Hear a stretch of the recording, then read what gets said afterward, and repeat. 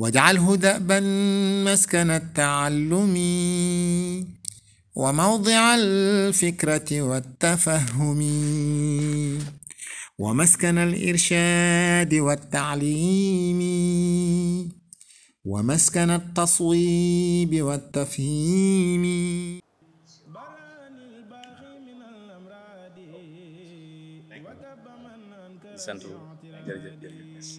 di sant bu baax commissaire ba ci taxawaayam ak ci effort bu def ngeen ñëw fii bu dëgg yàlla yàggu fi waaye dañu yàgg na fi ndax it macha allah moom fi ñëwee ba léegi daal defar rek lañ ko xam ak yaatal ñu fi njëkkee ñëw fii la njëkk a ñëw visité taxaw ci liggéey bi macha allah kon nag ñu koy sant bu baax ci taxawaayam ak déplacement bi ngeen def ba ñu fi.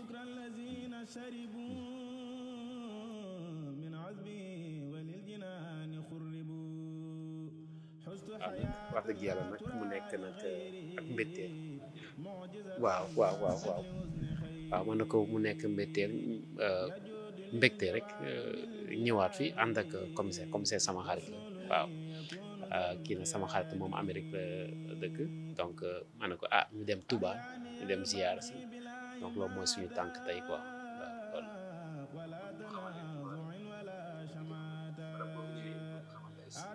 ok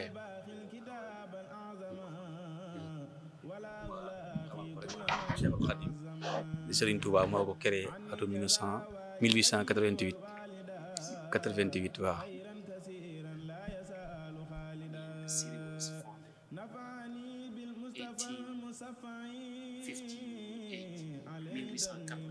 Okay, 1886. Okay, that was fun. Okay, the seed from the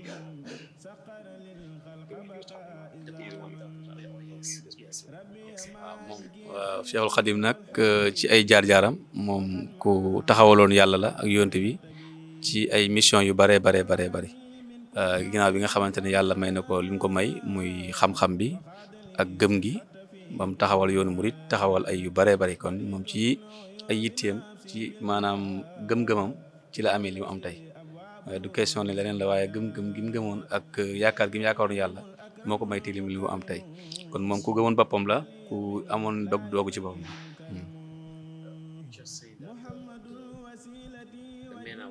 The messenger I was telling you, I mean, he got all these things. He got the bless because of the way he was a really true believer, you know, and he was the prophet follower. I can say that, you know, he was the prophet, you know, everything he was doing, he was trying to really do the same thing the prophet was doing. So the prophet was his, he's how do you call that, his idol, so that's why he got all these good things come back to him. Very humble man, very religious, so that's why he been able to build, this city by himself. So the city is built on a true foundation of spirituality and stuff like that, or what we originally have. That is wonderful.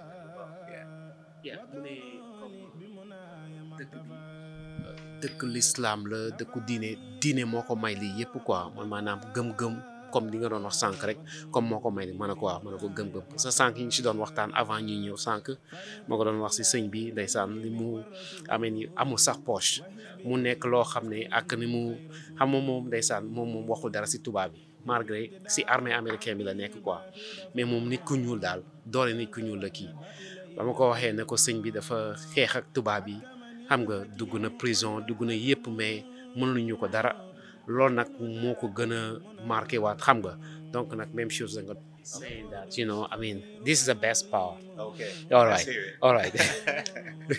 He's saying that this is not by mistake that you came here. He said that was one of his wishes.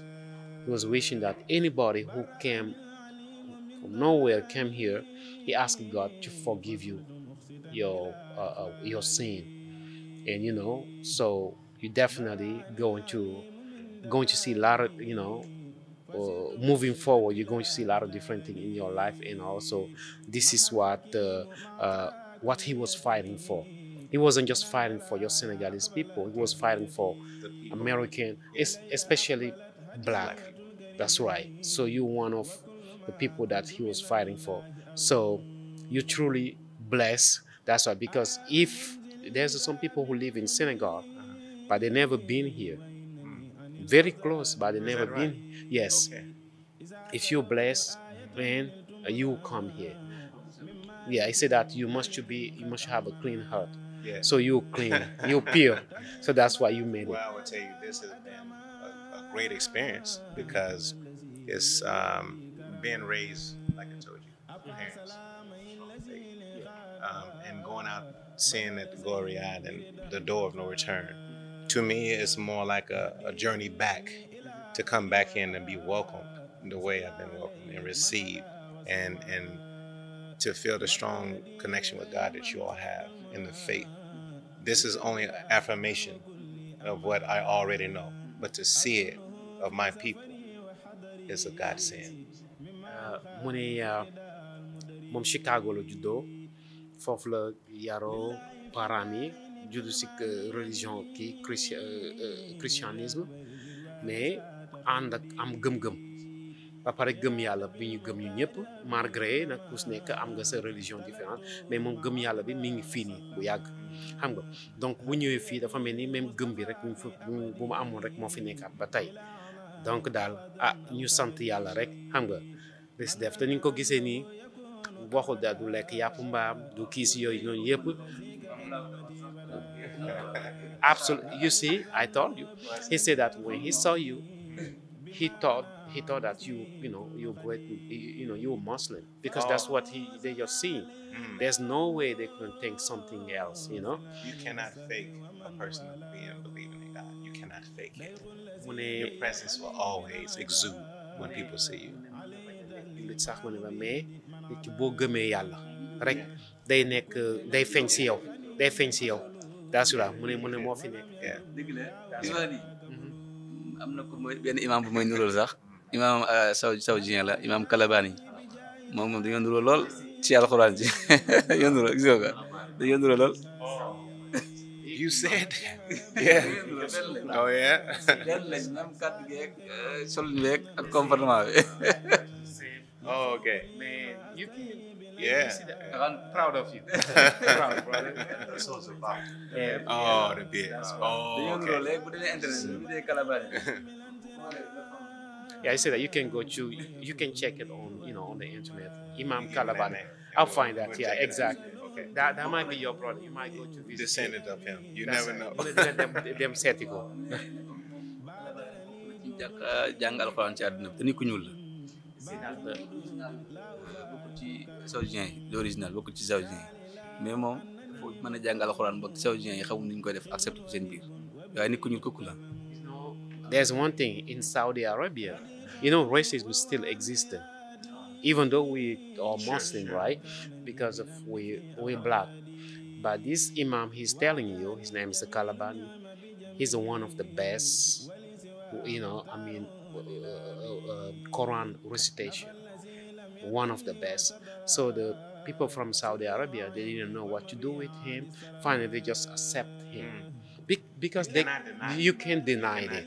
Exactly. So that's what happened. So you just look like him. So I didn't know that you have a brother. Yeah, now I got it. Now you got it. It might be your twins. Your twins brother. Right. That's right. That's right. Yeah. Love it.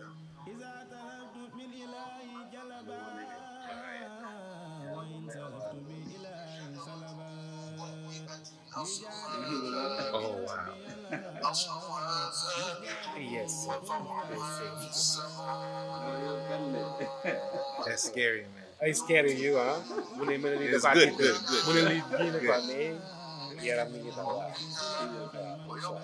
Ñu ko ñaan yàlla dimbali ko kii ni ba tuub waaw incha allah. Waaw.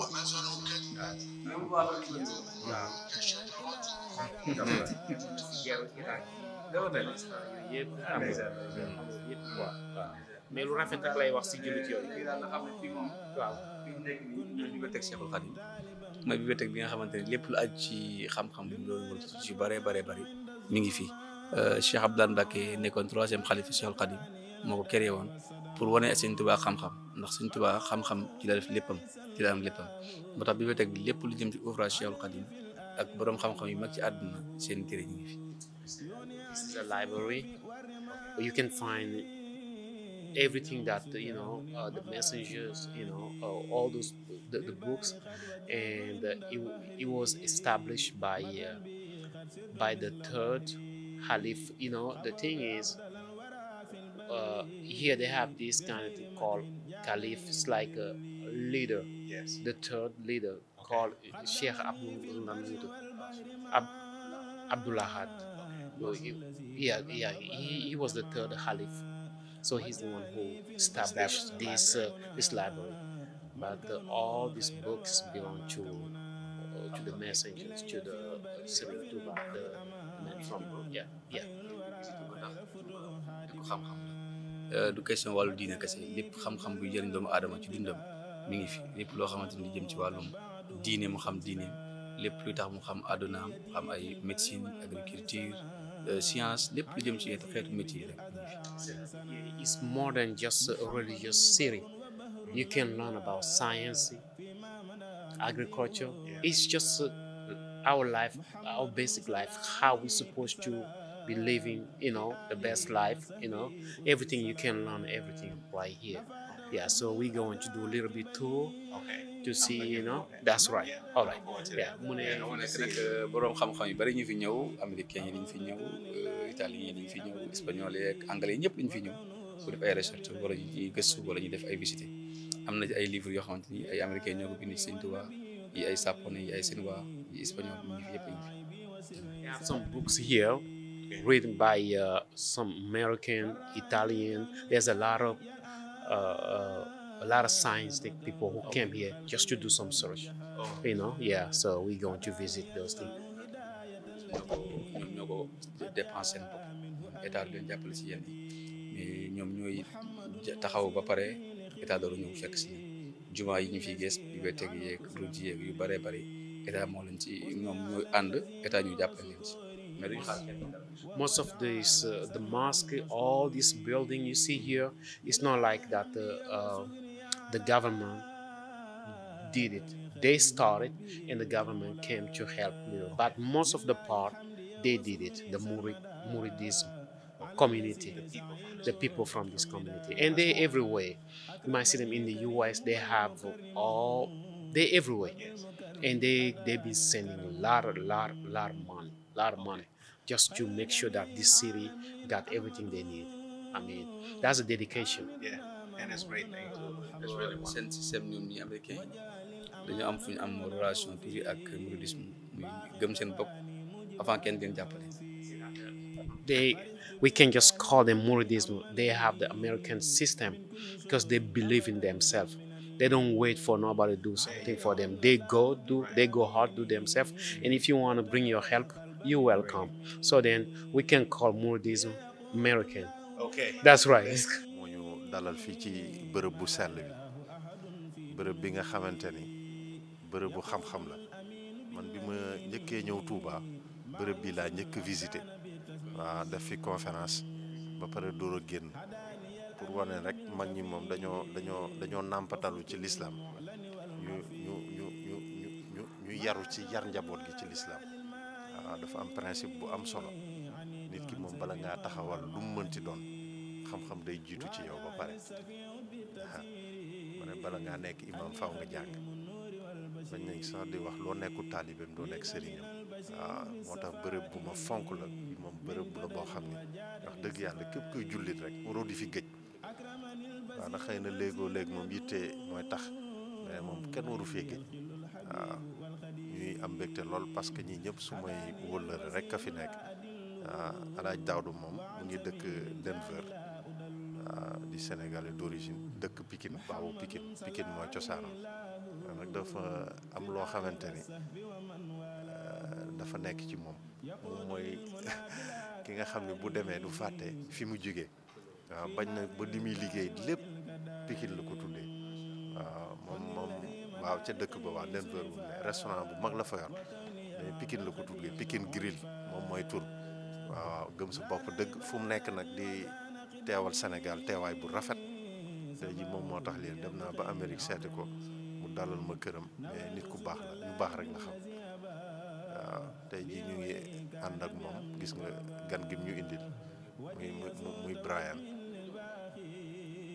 ñëpp xam nañ ni boo ñëwee Sénégal moom da ngay yaakaar ni Sénégal Dakar la yam te yàlla xam na ni boo génnee Dakar moom beneen dund ngay gisaat waaw tey jii moom ñëpp leer na ni ku dugg Dakar rek daanaka da ngay foog ni fa lépp nekk tey mu accepté def sacrifice bu mel nii ñëw ànd ak ñun pour ñëw visiter bërëb bi kon nañ koy souhaiter rek mu dal jàmm parce que vraiment nit ku baax la bi mu ñëwee daal dafa intégré moom loolu moo ma neex ci nit wàccee boppam mel ni dafee yàgg ñëw man loolu moo ma jaxasoog nit ñi boole nit ñi lu nit ñi def lay def waaw lekk mbooloo mënoon na dem loger hôtel nekk hôtelam waaw mais moom dafa ñëw bëgg xam waaw donc I say brother you are welcome we are so proud of you because you are a very humble and good man you are very simple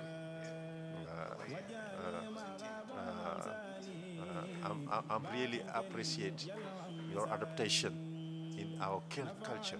It's not easy when you have your first visit to come and to celebrate with all people. I really appreciate. Okay. When I come in Touba, it's the first place we have visit with my team, and I do a meeting, a famous meeting. You can see here in the website after. It is a famous place. Thank you for the visit. Thank you so much. هديتي من الإله والرسول توجه لي ونلت خير رسول توجهت لي المنى بلا انتهاء وبالنداء يساق لي ما يستهاء من الإله والرسول أقبلا خير ثواب من جهاد خبلا ناجاني المنزل بالكتاب وحسن ما يحمي عن العتاب إذا كتبت أو قرأت حرفا.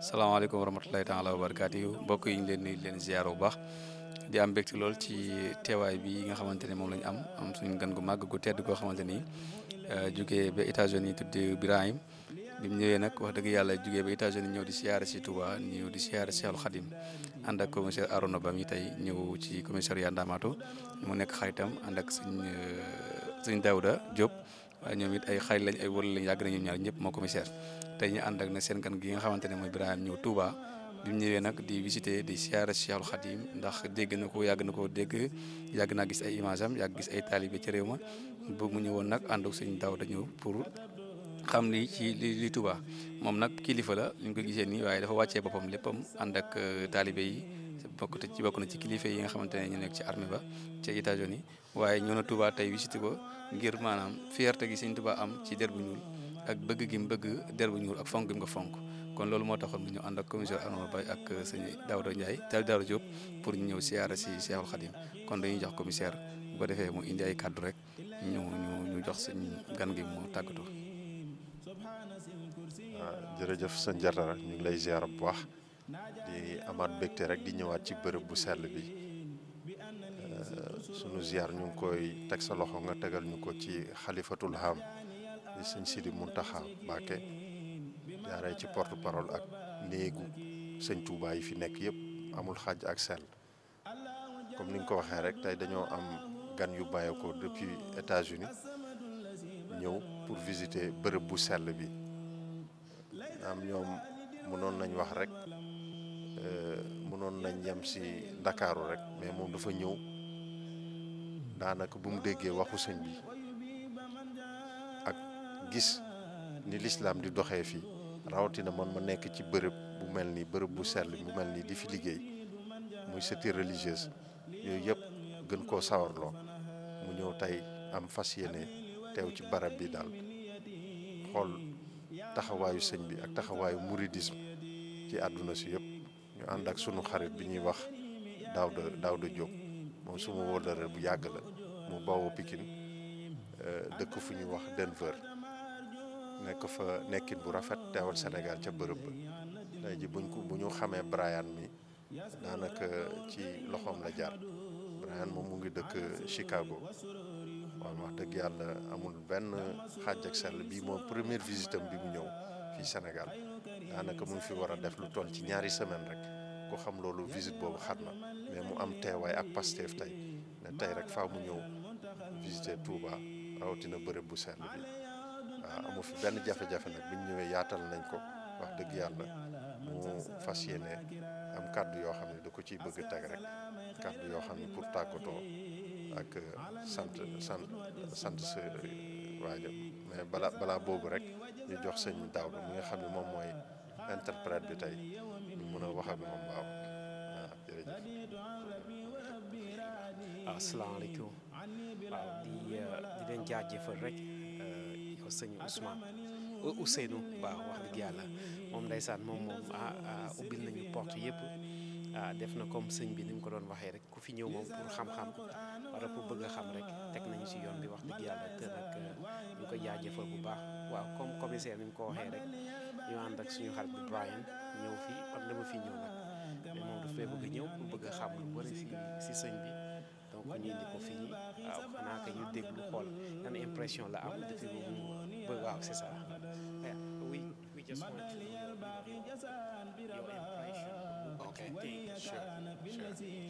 Well, first I'd like to thank you for opening it up and allowing me to be a part of such culture and tradition that I could never by far be a part of in America. Coming back to Senegal and especially coming here to Touba, my apologies, to Touba. I thank you very much, Arona and David, for bringing me here. This has been more than just a visit. I hear that I'm just visiting, but it's more of a spiritual journey to me now because it's far greater than I ever anticipated. I thank you all, and I thank the people here, especially the kids behind me, but this has been a great moment for me, and thank you. Okay. Waaw comme ni mu ko doon waxee sànq rek nee na mi ngi leen di jaajëfal vraiment mu ne ñëw bi nekkul ñëw pour diine kese rek mais li mu fi jàng bëri na gis na nit li nga war a suufalee sa bopp nee na kontaan nañ si xale yi malgré sax ñu ngi doon ñëw di kii loxo yi comme kii c'est la première fois mu soo gis mu nekk lu xam nga lu impressif en tout cas daal moom jàng na fi lu bëri mais incha allah comme ni nga ko jox livre boobu noonu te traduit nañ ko en anglais dina gën a jàngaat si affaire waaw merci ñu ngi leen jaajëfal bu baax. jërëjëf ñu sant di leen gërëm ñaan yàlla suñu borom ngeen yàgg di ñëw ñu ànd ko yéen ci Cheikh Al Khadim jërëjëf commissaire jërëjëf suñu Daouda thank you. واجعله دأبا مسكن التعلم وموضع الفكرة والتفهم ومسكن الإرشاد والتعليم ومسكن التصويب والتفهيم